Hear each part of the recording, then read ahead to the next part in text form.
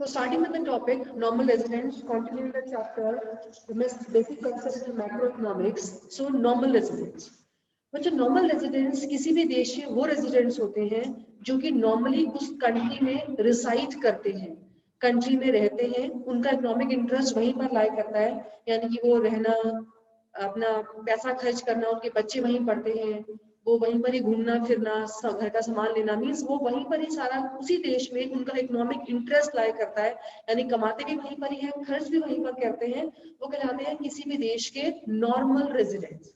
आप हम सभी इस देश के नॉर्मल रेजिडेंट्स हैं, ठीक है। लेकिन कई लोग ऐसे भी होते हैं जो कि विदेश में जाते हैं लेकिन 1 साल से पहले वापसी आ जाते हैं, 183 डेज से पहले उनको जरूरी वापसी आना होता है, वो भी उसी देश के नॉर्मल रेजिडेंट्स कहलाते हैं ना।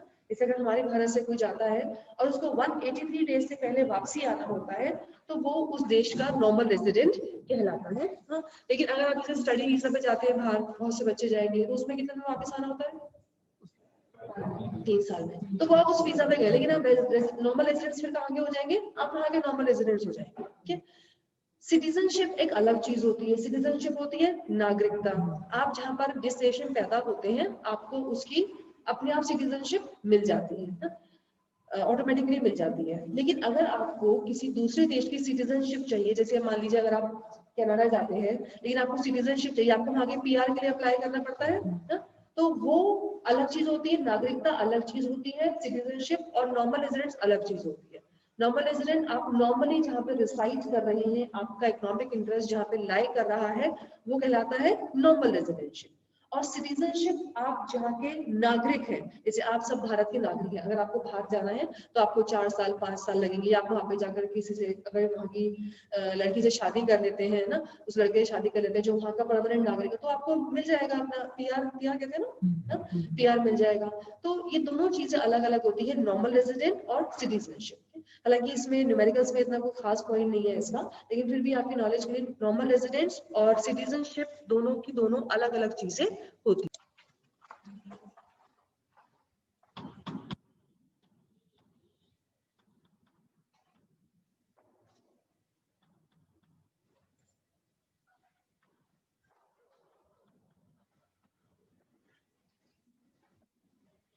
जो फैक्टर इनकम वो इनकम होती है जो कि फैक्टर्स ऑफ सर्विसेज से अर्न करी जाती है, फैक्टर्स ऑफ प्रोडक्शन के द्वारा करी जाती है।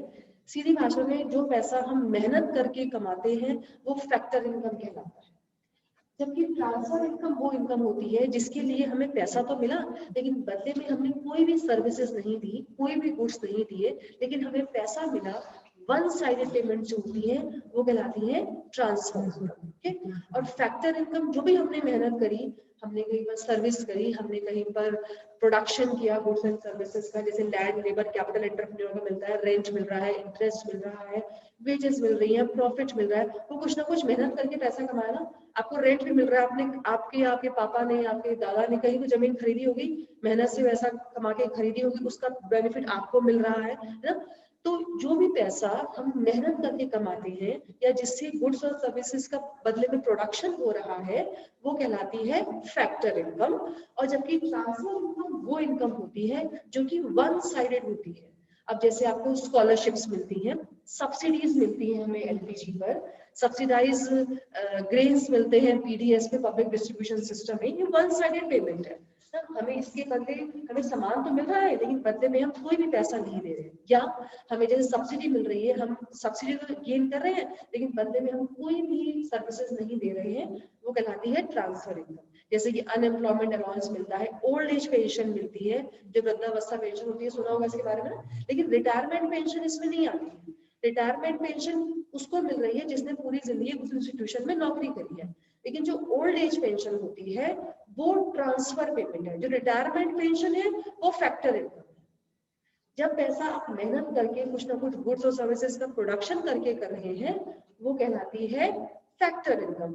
और जो इनकम वन साइडेड होती है, आपको पैसा मिल रहा है लेकिन आप बदले में कुछ भी सर्विसेज नहीं दे रहे, जैसे अनएम्प्लॉयमेंट अलाउंस है, स्कॉलरशिप्स है, ओल्ड एज पेंशन है, आप कहीं पर एज अ फ्लड विक्टिम है, आपको वहां पे बेनिफिट मिल रहा है, तो ये सारी की सारी पेमेंट्स कैसी होती है, ट्रांसफर इनकम।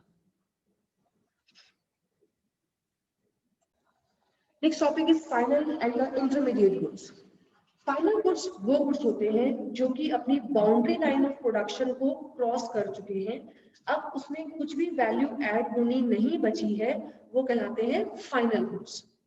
जबकि इंटरमीडिएट गुड्स वो गुड्स होते हैं जिसमें अभी कुछ वैल्यू ऐड होनी है, हमने उसमें कुछ और चेंजेस करने हैं, वो कहलाता है इंटरमीडिएट गुड। ये बात तो सही है कि इसका डिफरेंशिएशन करना बहुत मुश्किल है कि फाइनल गुड क्या है जिसमें कुछ वैल्यू ऐड होनी है नहीं होनी, और इंटरमीडिएट गुड क्या है। तो इसके हिसाब से हम क्या करते हैं, उसका डिस्टिंक्शन कैसे करते हैं कि उस गुड का जो एंड कंज्यूमर होता है वो डिसाइड करता है कि ये गुड फाइनल गुड है या ये गुड कंज्यूमर गुड है, सॉरी इंटरमीडिएट गुड है। जैसे कि चीनी अगर हम खरीदते हैं तो वो फाइनल गुड बन जाता है, वही चीनी अगर हलवाई खरीदता है, रेस्टोरेंट होल्डर खरीदता है जो कि उसकी चाय बना करके बेचेगा, वो क्या होगा फिर उस समय पर इंटरमीडिएट गुड। ठीक है, और इसके साथ में ही फाइनल गुड की दो कैटेगरी बन जाती है, एक होता है फाइनल प्रोड्यूसर गुड और ये होता है फाइनल कंज्यूमर गुड।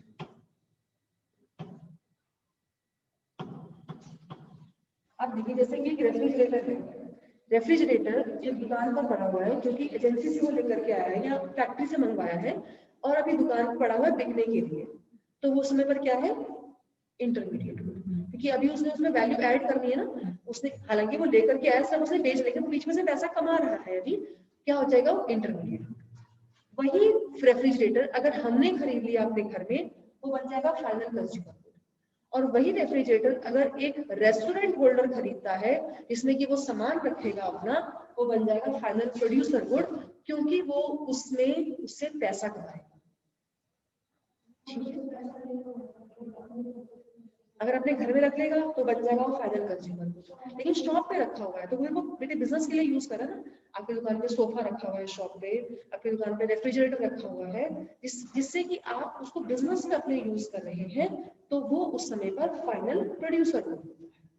सोफा आपकी दुकान पे भी होता है, वहाँ पे भी आप लाइट्स लगाते हैं, वहाँ पे भी बिजली का बिल पे करते हैं, लेकिन उस समय वो फाइनल प्रोड्यूसर गुड है। घर में अगर यूज कर रहे हैं तो फाइनल कंज्यूमर गुड बन जाता है। और अगर आप उसको दोबारा से बेचेंगे, एक कार आपने खरीदी है तो वो क्या होगी फाइनल कंज्यूमर गुड। टैक्सी वाले ने खरीदी है या वो उससे, या फिर आपने कार ली और आप उसको चलवा रहे हैं, उसमें पर क्या बन जाएगी फाइनल प्रोड्यूसर गुड। अगर आपने एजेंसी वाले ने खरीदी है फैक्ट्री से, कंपनी से, तो क्या बन जाएगा intermediate. So it depends upon the end consumer, the ultimate consumption किसका है, that whether a good is an intermediate good और whether a good is an final good. Consumption goods and capital goods. Consumption goods वो goods होते हैं जो कि हमारी wants को डायरेक्टली सेटिस्फाई करते हैं, वो कहलाते हैं कंजम्पशन गुड्स। यानी कि जो चीजें हम अपने कंजम्पशन के लिए यूज करते हैं, अपनी लाइफ को इजी बनाने के लिए यूज करते हैं, अपनी जिंदगी को जीने के लिए करते हैं, वो कहलाते हैं कंजम्पशन गुड्स। जबकि कैपिटल गुड्स क्या होते हैं, ऐसे गुड्स जिनसे कि हम प्रोडक्शन करते हैं और जो बार बार यूज होते हैं, मेनली जो पैसा कमाने के लिए यूज करते हैं, गुड्स परचेज करते हैं, वो कहलाते हैं कंजम्पशन कैपिटल गुड्स। तो कंजम्पशन गुड्स जो कि हमारी वांट्स को सेटिस्फाई करते हैं, और कैपिटल गुड्स जिनसे कि हम और गुड्स का प्रोडक्शन करते हैं या फिर जिनसे हम पैसा कमाते हैं, वो कहलाते हैं कैपिटल गुड्स। ये जो कंजम्पशन गुड्स है इसकी चार कैटेगरी है। पहला आता है इसमें ड्यूरेबल गुड्स। ड्यूरेबल गुड्स वो गुड्स होते हैं जो कि कई साल तक हम उसको यूज करते हैं, जिनकी लाइफ 10 से 15 साल तक होती है, जैसे washing machine, furniture, LCD, LED ना, हाँ लैपटॉप भी ले सकते हैं इसमें, और आपकी बाइक, ये सब चीजें क्या कहलाती हैं ड्यूरेबल गुड्स, जिसकी लाइफ लगभग 10 से 15 साल होती है, हम उसे कई साल तक यूज करते हैं, अगेन एंड अगेन यूज करते हैं, वो कहलाते हैं durable goods. Semi durable goods. Semi durable goods बच्चों वो गुड्स होते हैं जो कि उनकी लाइफ लगभग 1 साल तक होती है, जैसे कि कपड़े, क्रॉकरी, जूते, गोल्ड गुड बेकार हो जाता है, दे देना मुझे